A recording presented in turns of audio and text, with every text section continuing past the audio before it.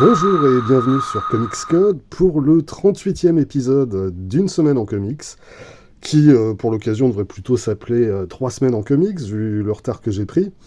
Et oui, je suis toujours enrhumé, donc faudra pas vous étonner si je multiplie les coupures dans l'enregistrement, le temps de tousser, de me moucher et toutes sortes d'opérations peu ragoûtantes à base de mucus. Et on va y aller au pas de charge parce que, on a énormément de choses à traiter, un peu dans tous les genres, et en plus que des choses que j'ai aimées. On commence avec un titre qui est sorti le 19 octobre dernier. C'est Le Passeur de P. Craig Russell, d'après le roman de Lois Lowry.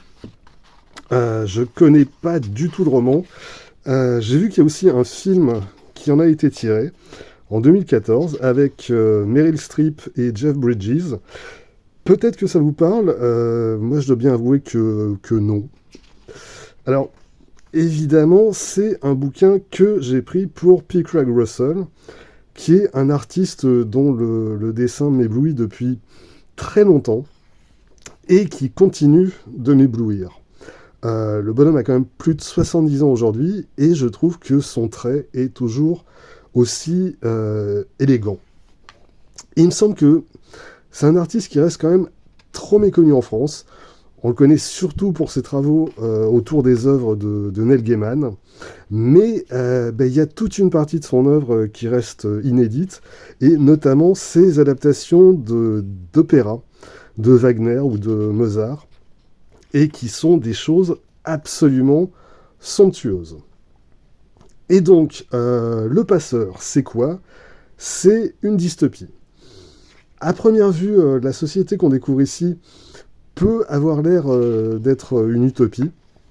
Tout le monde y a l'air heureux. On découvre une société très ordonnée, dans laquelle chacun tient un rôle précis et occupe une fonction adaptée à ses capacités. Et tout fonctionne parfaitement bien. Et puis, à travers le personnage de Jonas, qui est un gamin de 11 ans, qui est sur le point de passer dans le monde des adultes, comme tous les gosses de son âge dans cette société, on va progressivement découvrir les dessous du décor. Parce que, alors oui, la société dans laquelle il vit jouit d'une véritable stabilité. Les rapports entre ces différents habitants sont parfaitement apaisés, mais pour aboutir à ce résultat, cette société a dû collectivement accepter certains sacrifices. Et Jonas va être amené à s'interroger sur ces sacrifices et à se demander s'il n'est pas temps de les remettre en question. De remettre en question tout ce sur quoi est bâtie cette société. Alors, j'en dis pas plus, on est vraiment dans un traitement tout à fait classique pour une dystopie. J'ai pas vérifié, mais je suppose que le roman de Lois Lowry s'adresse plutôt à un lectorat young adult. Après, ce qui est intéressant, c'est vraiment la manière dont P. Craig Russell retranscrit cet univers visuellement. On le voit sur ces quelques pages que je vous montre. Russell a opté pour quelque chose de très minimaliste au niveau des couleurs. C'est quasiment du noir et blanc, mais pas tout à fait. Alors, vraiment, je trouve ça assez superbe, mais c'est pas juste un choix esthétique. Dans le cadre de cette histoire, ça a véritablement un sens. Et d'ailleurs, on voit de temps à autre, au fil du récit, apparaître des couleurs, comme ici. Et là aussi, c'est pas juste pour faire joli. Il y a une explication qui va venir progressivement, et que je vous laisse découvrir. Alors, quelques mots juste pour finir sur cette édition française. C'est du format souple. C'est publié aux éditions Phileas, dans une collection qui est consacrée aux adaptations de romans de science-fiction. J'ai vu notamment qu'ils ont ressorti en début d'année Fahrenheit 451 de Ray Bradbury, adapté par Tim Hamilton, mais celui-là, j'avoue que je suis complètement passé à côté. La traduction, elle est signée Patrick Marcel, qui est notamment depuis quelques années le traducteur attitré de Neil Gaiman, en France. Le bouquin fait 180 pages et il est vendu 21,90 €. Un autre bouquin en format souple, c'est Walking Dead Clementine de Tillie Walden. Alors, bon, la série Walking Dead est finie depuis...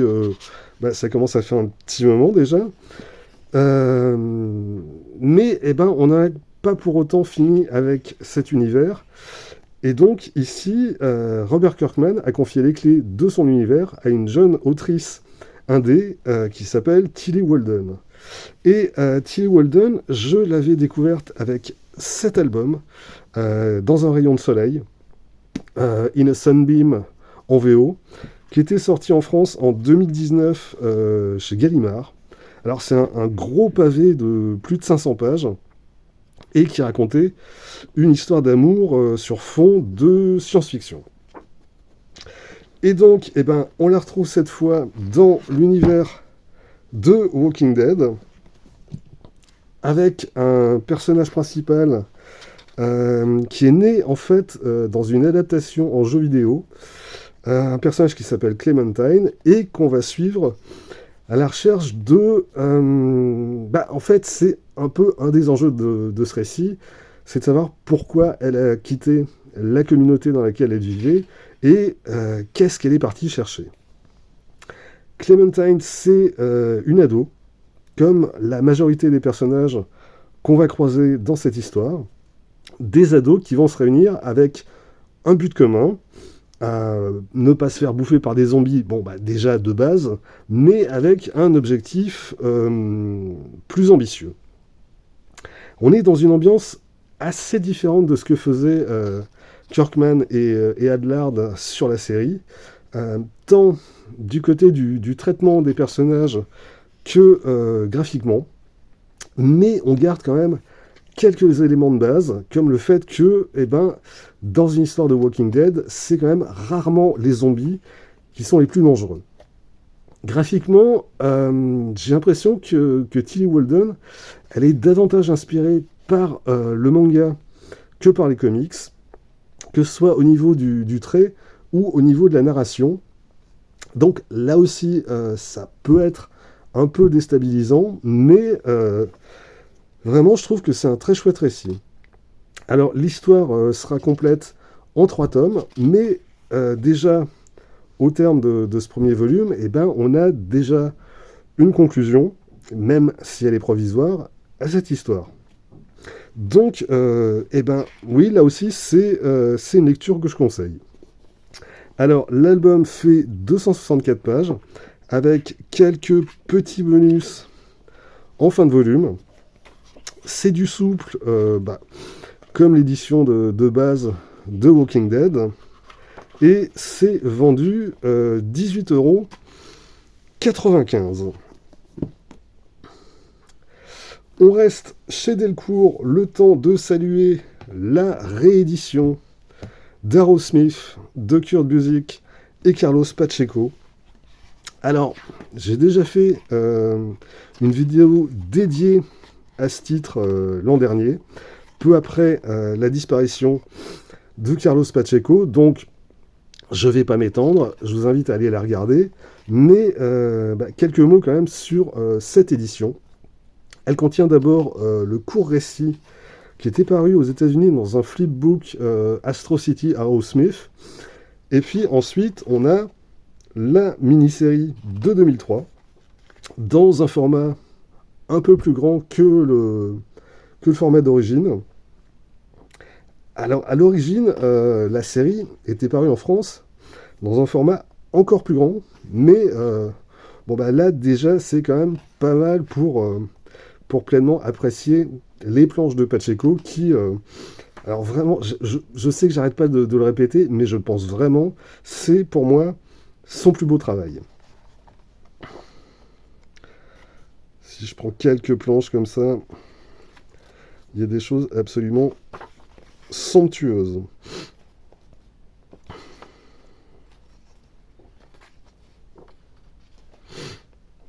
Et ensuite, en fin de volume, on a une grosse section de bonus.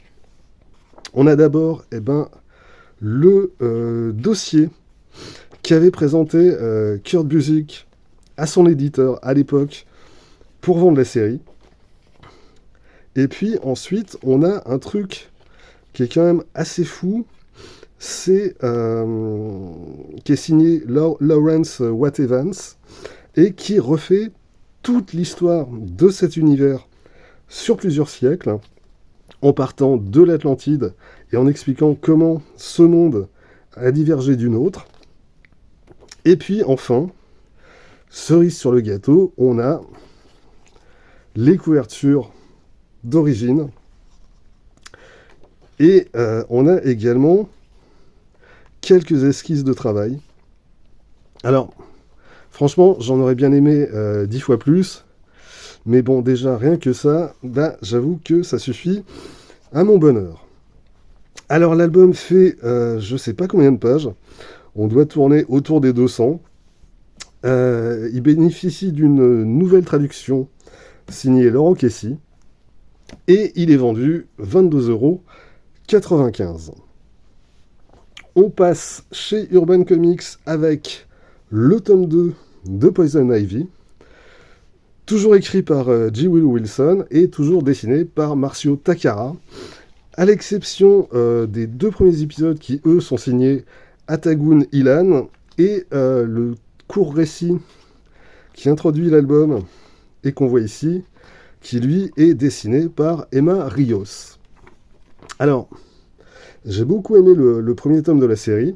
Je vais consacrer une vidéo dédiée que vous pouvez aller voir ou même revoir.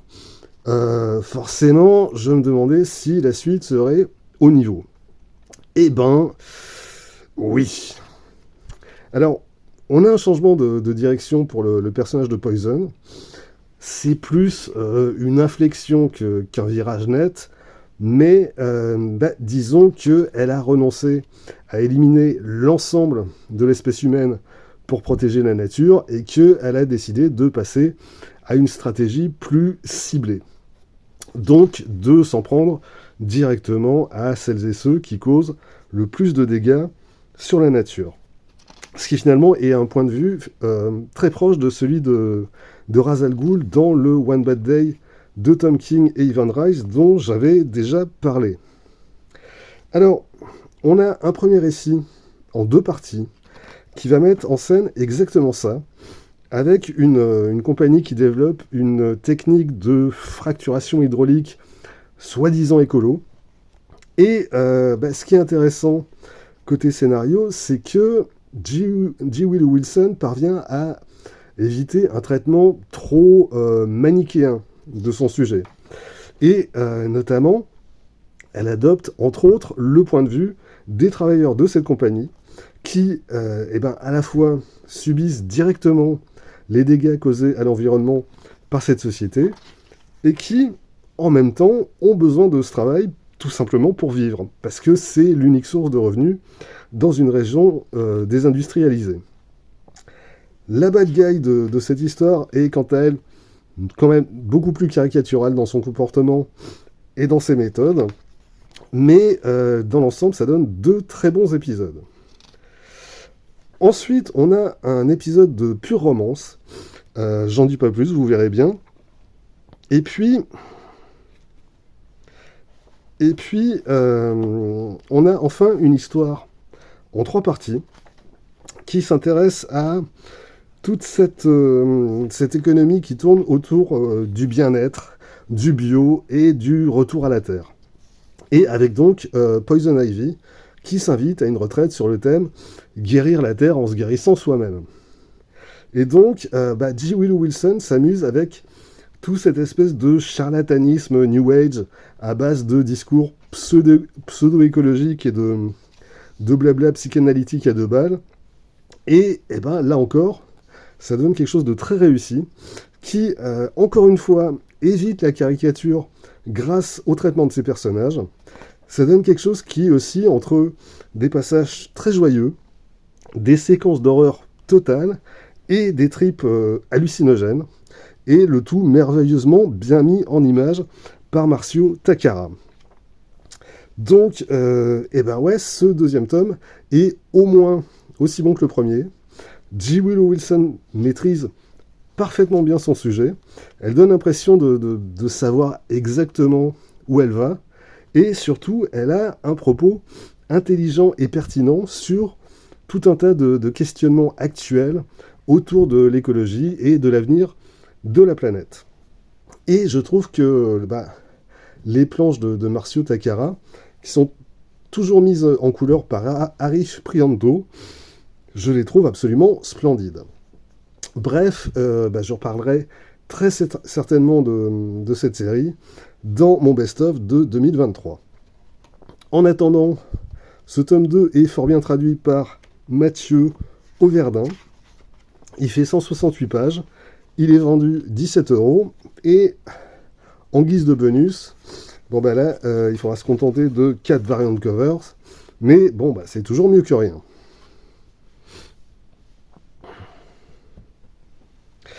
On reste chez Urban avec le titre le plus étrange de ces dernières semaines, Love Everlasting, signé Tom King et Elsa Chartier. Alors c'était le mois Tom King en octobre chez Urban. On a eu droit à 2 titres supplémentaires à la fin du mois. Celui-ci est Human Target, dessiné par Greg Smallwood. Alors, j'ai fait l'impasse sur Human Target, malgré les planches sublimes de Greg Smallwood. Je le prendrai, je pense, à un moment ou à un autre, même si j'ai des réserves sur le scénario de King. Mais là, il y avait déjà tellement de choses intéressantes ces dernières semaines que, on verra plus tard. Love Everlasting, par contre, déjà, comme on le voit, ce tome 1 est proposé à 10 € jusqu'au 27 janvier 2024, ce qui est quand même toujours une excellente incitation pour découvrir un nouveau titre. Et le fait est qu'on a quand même affaire à un drôle d'oiseau qui, a priori, risque de pas du tout attirer une partie du lectorat. Très sommairement, Love Everlasting, c'est Tom King qui se penche sur les romance comics. Alors, les romance comics, qu'est-ce que c'est ? C'est un genre qui a à peu près totalement disparu de nos jours, qui a connu son heure de gloire à la fin des années 40 et au début des années 50, et qui a été créé de toutes pièces par Joe Simon et Jack Kirby avec le comic book Young Romance en 1947. Le genre a survécu jusque dans les années 60-70 avant de disparaître, en tout cas dans sa forme originale. Et donc, c'est ce genre de récit que propose ici Tom King et Elsa Chartier, avec, pour commencer, l'histoire de John Peterson, une jeune fille qui débarque à New York pour trouver du boulot et qui va tomber amoureuse de son patron. Et puis, on a ensuite l'histoire de John Peterson, qui est une jeune fille de bonne famille et qui tombe amoureuse d'un horrible chanteur de folk. Et puis, on a l'histoire de John Peterson, qui vit dans une ferme au temps du Far West, et qui tombe amoureuse d'un cow-boy qui vient d'être embauché dans le ranch de son père. Et puis, voilà. Évidemment, on se rend compte très vite qu'il y a un truc bizarre dans tout ça. John Peterson, donc, c'est sans arrêt la même héroïne qui revient d'une histoire à l'autre, qui change sans arrêt d'univers et d'histoire d'amour, et qui, elle-même, commence à s'emmêler les pinceaux, à mélanger les prénoms de ses prétendants, et à se rendre compte qu'il se passe quelque chose de très bizarre dans sa vie, ou dans ses vies. Et donc, sous couvert de pasticher le genre, Tom King crée une sorte de méta-récit qui va se développer au fil des épisodes, et qui tantôt va rester très fidèle au genre d'origine, et tantôt va balancer des ruptures de ton très brutales. Pour l'instant, sur ces 5 premiers épisodes, ça donne quelque chose d'assez intriguant. On ne voit pas encore précisément où ça va, mais le résultat est quand même vraiment intéressant. Et il est d'autant plus réussi que le style d'Elsa Chartier convient idéalement bien à un tel récit, y compris quand on sort brutalement du cadre initial et que on bascule dans un univers beaucoup plus violent. Donc oui, sur ce seul premier tome, eh ben, je trouve que c'est une bonne lecture. Alors, il y a juste un truc que j'ai pas compris, c'est pourquoi les couvertures qui figurent en début de chaque épisode n'ont pas été traduites, comme c'est le cas ici. Parce que sur chaque couverture, on a des dialogues ou des bulles de pensée qui renvoient directement au récit qui suit. Donc, c'était quand même pertinent de traduire ces couvertures, et bizarrement, c'est pas le cas. Pour terminer, ces 5 épisodes sont traduits par Arnaud Tomasini. Le tome fait 136 pages, et il est donc vendu 10 € jusqu'au 27 janvier prochain. On va un petit peu s'éloigner de l'univers des comics, mais en fait, pas tant que ça, avec la sortie d'un hors-série de Métal Hurlant, Ah Nana. Ah Nana, c'est quoi ? C'était la revue sœur de Métal Hurlant, en 1976, pendant pas très longtemps, parce que la revue a connu que 9 numéros, et c'était une revue de BD entièrement réalisée par des femmes. Et donc, ce hors-série de Métal Hurlant réédite une bonne partie des récits parus à l'époque dans Ah Nana, et en même temps refait l'histoire de cette revue, notamment en interviewant quelques-unes de ses collaboratrices. Et il est aussi question de comics dans ces pages, puisqu'on a toute une partie qui est consacrée à Trina Robbins. Alors, Trina Robbins, c'est à la fois une scénariste et une dessinatrice, et aussi une historienne du genre, qui s'est plus particulièrement intéressée au travail de ses consoeurs. Et donc, elle a figuré à plusieurs reprises au sommaire de la revue à l'époque. Et ici, on a également droit à une interview de Trina Robbins, qui a 80 ans passés, mais qui est toujours là, et qui revient sur sa collaboration à la revue et sur ses travaux aux États-Unis dans les années 60-70. Donc ouais, j'ai commencé à picorer ce hors-série, et c'est vraiment intéressant. Bon, surtout quand on s'intéresse à la BD de cette époque. Mais le fait de revisiter cette période avec presque 50 ans de recul, ça permet aussi de remettre les choses en perspective avec ce qui se fait aujourd'hui, à la fois l'évolution de la BD et puis plus généralement l'évolution de la société. C'est donc vendu 19,95 € et ça nous fait un joli bébé de 272 pages. Et puisqu'on en est à faire du hors-sujet, sortons carrément du cadre des comics avec la dernière sortie de chez 404 Graphiques, Le dernier jour de Howard Phillips Lovecraft, par Romuald Giulivo et Jakub Rebelka, soit un scénariste français et un dessinateur polonais. Donc, je confirme, c'est pas du tout comics, mais je me dis que ça pourrait quand même en intéresser certains et certaines parmi vous. Déjà parce que c'est du 404 Graphiques qui publie indifféremment des œuvres françaises et américaines, et que c'est quand même à chaque fois des objets assez sublimes. Mais là, je crois qu'ils sont encore plus défoncés que d'habitude. Le bouquin est absolument somptueux. Vous en rendez pas forcément compte à l'image, mais allez jeter un œil en librairie, vous verrez la beauté du truc. Et donc, comme son nom l'indique, l'histoire, c'est celle du dernier jour d'Howard Phillips Lovecraft, qui est sur son lit de mort, qui souffre d'un cancer des intestins en phase terminale, et qui est défoncé à la morphine pour réduire ses souffrances. Et qui va recevoir une série de visites, à la fois de ses proches, vivants ou morts d'ailleurs, et aussi de certaines de ses propres créations. Et c'est vraiment très bon.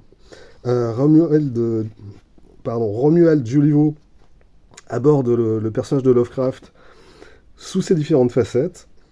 Des facettes qui peuvent souvent sembler contradictoires, dont certaines aussi sont assez peu recommandables, faut bien le dire. Et du coup, le scénariste élude pas certains aspects problématiques de l'auteur, son racisme ou son antisémitisme en particulier. Alors, il vaut sans doute mieux être un minimum familier de l'œuvre de Lovecraft, parce que sinon ça risque quand même d'être assez compliqué. Si par exemple on n'avait aucune idée de qui est Randolph Carter, le premier personnage à rendre visite à Lovecraft, il va falloir aller faire des recherches sur internet, et même là je ne sais pas si ça va vraiment suffire. Donc ça me semble quand même à conseiller en priorité aux amateurs de Lovecraft. Ou alors, on peut aussi se laisser porter par les planches de Jacob Rebelka, qui donnent à voir des choses assez incroyables. C'est très différent de la vision de beaucoup d'autres artistes qui ont pu travailler sur ou autour de l'œuvre de Lovecraft. Là, on a quelque chose de vraiment singulier, et je ne sais même pas trop à quoi je pourrais le comparer. Donc, de ce point de vue, le dernier jour de Howard Phillips Lovecraft, c'est aussi une expérience visuelle assez unique. Autre raison pour laquelle j'avais envie de vous le présenter.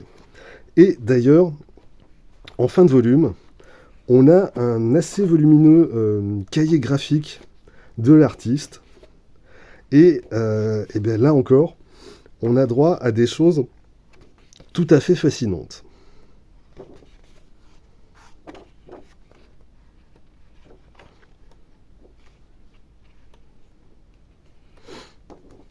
Alors, encore une fois, le bouquin est absolument sublime. Il fait 136 pages, grand format, et il est vendu 24,95 €. Voilà, c'est tout pour cette semaine. Rendez-vous très vite pour la suite, où je parlerai des autres sorties de ces dernières semaines que j'ai pas encore eu le temps de lire. D'ici là, vous pouvez vous abonner à cette chaîne, vous pouvez laisser un commentaire, partager cette vidéo sur les réseaux sociaux, et surtout, lire des comics. Soyez sages et à bientôt.